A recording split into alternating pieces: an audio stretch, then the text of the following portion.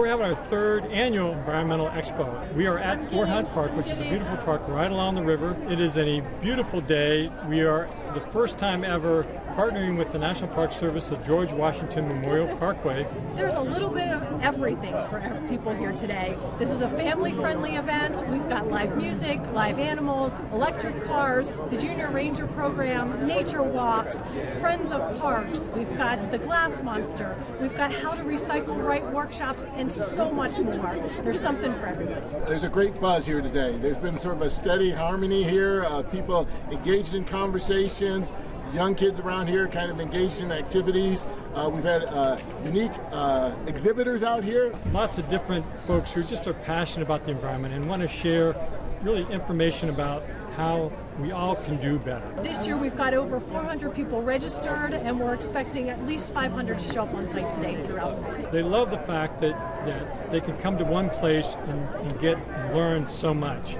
Not only about how to be more energy efficient, how to recycle better, but also how to focus on invasive species. It's just really the range of environmental issues, not just about energy and reducing your carbon use. It's about how we can make our world a better place. Because what you can do at home and the habits and the practices you engage with at home make a difference in our entire community. Take something from here to action. What are you going to do at home? What might you do if you do a new car purchase to lower your carbon footprint on society? So education, opportunity for engagement, and then ultimately action. The key is the 4 R's. Refuse, reduce, reuse, and recycle.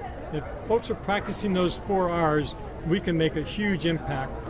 I challenge everybody here to make a difference with the 4 R's.